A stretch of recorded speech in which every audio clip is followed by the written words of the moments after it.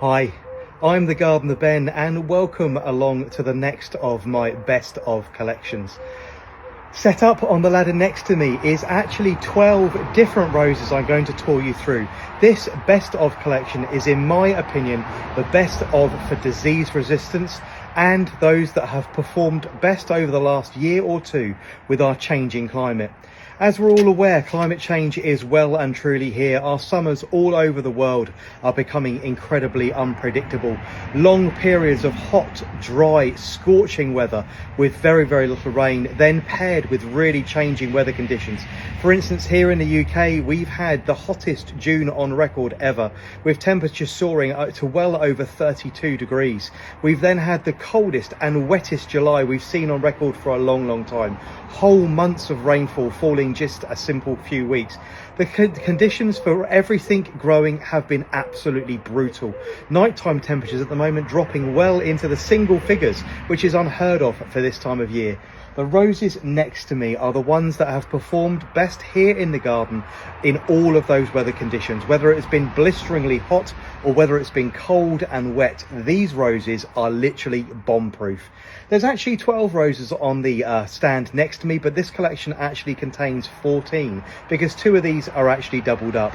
Don't forget, every single rose on the ladder next to me has an individual rose review. Please do head to my story highlights on Instagram or over to my YouTube channel if a particular rose takes your fancy. Or if you need to know anything more about it. Please also don't forget to show this video some love. Please hit like, follow, share or subscribe, or make sure that you save this video for later. So without any further ado, let's get into this and start talking about the 12 roses that are next to me on the ladder. Up top is one of those roses I talked to you about that is going to be doubled up. This little beauty is the Mayflower from David Austin Roses. This is a very small scrubby rose which doesn't form a particularly nice shaped bush, especially in the winter when it's dropped its leaves. It's really twiggy and really woody, but the Mayflower and its sister rose or sport rose, Susan William Ellis, is a really, really tough little cookie. This particular rose will rebuff everything. It will take a dry and very, very poor soil along with an exposed site, flowering really beautifully. It has the most beautiful sugar pink flowers and a really, really strong fragrance, matched as well by its white sister. Also has a fantastic fragrance as well and is just as hardy and just as reliable. So this one is the top of the shop. This one is the Mayflower and its sister rose, Susan Williams Ellis, both reaching around 3 feet tall. Next to it, a true classic of mine and a really, really strong favourite here, making it onto loads and loads of my personal best of collections. This absolute stunner is, of course, Eustacia Vye. Unbelievably great for growing in a pot, this rose will rebuff all weather conditions. And I actually said in a video only a few days ago, but this particular rose, I shouldn't say, actually looks beautiful wet. It takes the rain really well. You can see that there's a little bit of water damage to these beautiful flowers around the outside of the edges. It doesn't spoil its beauty at all. This particular rose is really worth growing, especially if you're growing in a small space and want a rose to really work very hard for you. This one will actually, Eustacia Vye will be flowering all season long and it will only get better with time. I'm having lots of messages from people that saying they've planted this in my recommendation and they're really enjoying it in its first and second years.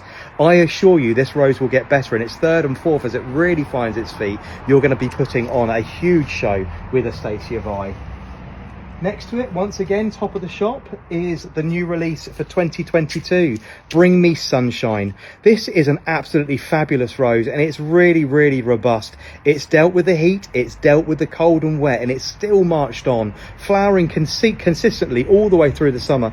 You can see wonderful, high glossy, strong leaves, really vigorous, paired with amazing fragrance. This rose really is high performing and really is very, very disease resistant indeed. And I've got mine growing in a pot, which is not ideal for a rose of this size. So this one is Bring Me Sunshine. Next one down is not a David Austin. This collection includes several that aren't from the David Austin collections, but I wanted to give special notes to this one from Peter Beals. This one is the Macmillan Nurse Rose, a very small and compact shrub reaching around 2'6" by 2'6". Very, very small indeed, producing these absolutely porcelain white, very deeply cupped blooms. This rose has done so well this year, flowering all the way through the wet periods, rebuffing the heat. The only thing that obviously obviously happens is you can't help but the blooms get spoiled by wet, but the shrub is actually off to my left and it is flowering. Well, for the size of plant, it's absolutely astonishing. I will make sure I post some pictures of it. But this one is the Macmillan Nurse Rose from Peter Beals. And this one is really, really good in the conditions we've had over the last few months. Alongside it, another David Austin. I've talked about this one on several occasions and the heritage of this particular rose's name. This one is Wisley 2008, producing these really lovely unfussy flowers that are the most beautiful soft pink. This particular rose will thrive in a really poor and dry stony soil. On an exposed site, maybe taking a little bit of wind. It's rebuffed everything this year, from whether it's wet and cold to whether it's blisteringly hot. It's being flowered consistently. Quite a large shrub, producing long arching stems up to 4 feet long, very, very graceful indeed. But this is Wisley 2008. Next to it, another double pairing from David Austin. These are two sister roses, heavily related to each other. The first, of course, is Kew Gardens, which is the white one, and alongside it, its sister. This is Tottering by Gently. Both have incredible disease resistance, and because of their very simple makeup and flower structure, they'll take the wind and the rain really well. So a summer storm or weeks of rain on end won't put this rose off of flowering. Combined with its incredible disease resistance, not a tiny bit of black spot, absolutely no rust whatsoever. It's rebuffed everything and marched, both of them have marched all the way through the season. Don't forget, both of these roses will perform really well going into the autumn, producing really lovely fat red hips right through into November and December. So do stop deadheading this one if you have this in your garden somewhere in late September to early October, to make sure you have a decent crop of hips for the winter. Right, moving down, a firm favourite with you all, and as you can see, putting on one hell of a show right now, the very beautiful Roald Dahl from David Austin Roses. A really small and compact shrub reaching around 3.5 feet by 3.5 feet. A fantastically useful shrub for growing in all manner of weather, in all weather conditions. This particular rose will thrive in full sun and in partial shade, flowering really well. Mine is actually planted in dry shade, and look at it, very, very healthy, smothered in flowers, really, really pretty indeed. So this is Roald Dahl, great for growing in a pot if you're in a small space, but this rose will work really hard whether you're growing in a pot or whether you're in the ground. But a really good trooper and all-round good rose from David Austin. Next to it, a firm favourite from yourselves, renowned for its disease resistance, and it has proven itself really useful in the garden this year. This beauty is Olivia Rose Austin from David Austin Roses. A little on the floppy side, as I said, almost over and over and over again, but please do embrace this rose's habit, give it a little bit of support, or allow it to cascade or fall over your patio or pathways if you planted it next to them. Allow it to sort of ramble and flop just ever so slightly. But this is Olivia Rose Austin. So the blooms do nod around a little bit. You will need to give it some support, but this is a fabulous rose indeed. Next to it, the fantastic Gabriel Oak. This particular rose ranking really heavily with myself, not only in last year's top 20 where it made an appearance right at the very top of the shop, up in the top 5, but also in my best for fragrance range. An incredibly coloured, strong coloured rose with that lovely silvery edge to it that we're seeing rippling through the new additions from David Austin this year in Penelope Lively. This lovely silver grey edge to the flower you can see, absolutely beautiful. Gabriel Oak is a large shrub, a substantial shrub reaching a good 5 to 5.5 feet and about 4 foot wide. It's really quite large, very, very vigorous, and has the most wonderful pairing. Not only a fantastic fragrance and this really strong bloom colour, unbelievable vigour and growth and disease resistance, but also really, really lovely purpley red stems as well. So a really lovely complete package rose coming together really well. Right, moving down to the last ones here. Not the best bloom on this one, but a fabulous rose nonetheless.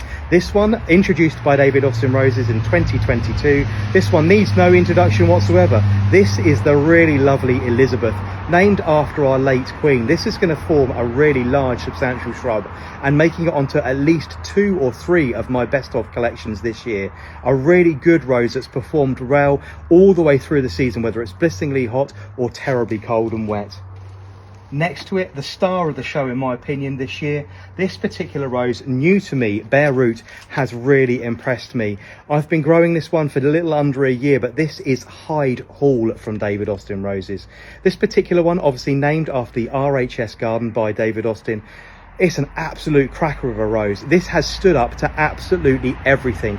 Reading the blurb on the David Austin website, it will take a free draining soil, an exposed site, drought, and not a loss of water. And I have to agree with it on all fronts.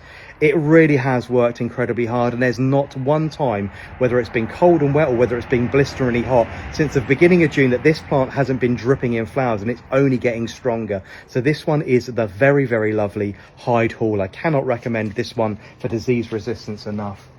The next two roses are paired together. Neither have flowers on them at the moment, just one. They're from actually non-David Austin breeders, but I wanted to bring them to you anyway. You can see both of them really, really high gloss foliage. They've done incredibly well in this challenging season in 2023. First of all is, what have we got here? We've got, do you know what? I can't remember who I've picked. I've gone completely dead. I can't remember who we've got. I will pop in the caption both of the names of these ones. Oh, one is Pink Paradise. There we go. One is Pink Paradise, and I can't remember the other one, but I will post them in the comment section below. So do apologise. You've just realised that I actually do all of my filming in one continuous stream, and yeah, I can't remember. I've gone blank. So I'm sorry. These will be down in the caption. I will put these up for later. But one of the largest questions I get asked as a gardener, and my inbox is always full with this question, is my plant has got black spot, my plant has got mold, my plant has got mildew, and my question always is, have you mulched and have you focus watered, and are you doing your proper pruning? And most people come back saying, yes, I've done all that. It's really difficult as a professional gardener, especially putting this media out online as I do, answering this question without being rude to people.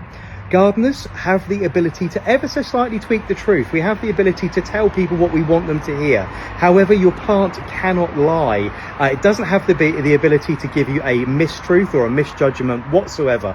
So if your plant is stressed, if your plant is showing signs of disease, normally it's because you haven't focused watered the plant, and we're talking about watering heavily at soil level at least once or twice a week with at least 2 gallons of water at a time. And with roses, we always suggest that you actually water in the early morning, not in the early evening. Now, it's obviously normal that you would normally water your garden in the early evening, giving you the most amount of time for that water to get down into the soil level. When you're growing roses, the problem with that is the moist air gets trapped underneath the rose, causing mold and mildew problems and spores to build up in the cold air. So we always suggest that you actually water very, very early in the morning. Make sure that you're paying special attention to your pruning. I've done loads and loads of pruning tutorials where we're talking about opening up the center of the plant, giving lots of light and air, always selecting those outward facing buds so the plant is continuing to grow outwards and not actually forming a really dense mass in the middle section, and also making sure that you're not over companion planting, especially if you're growing in a pot. If you're growing in a pot, make sure you've during the summer months always got a water retaining saucer underneath to make sure you're catching as much water and have a water reservoir at all times. That reservoir is then removed into the early parts of the winter to allow the plant to free drain and actually then drain away properly. So this brings me to the end of my best for disease resistant section. I'm sorry about those two roses, but I will make sure that I mention those in the comments. Please do leave me a comment below, and like, follow and share. I will see you all again soon. Take care now. Bye bye.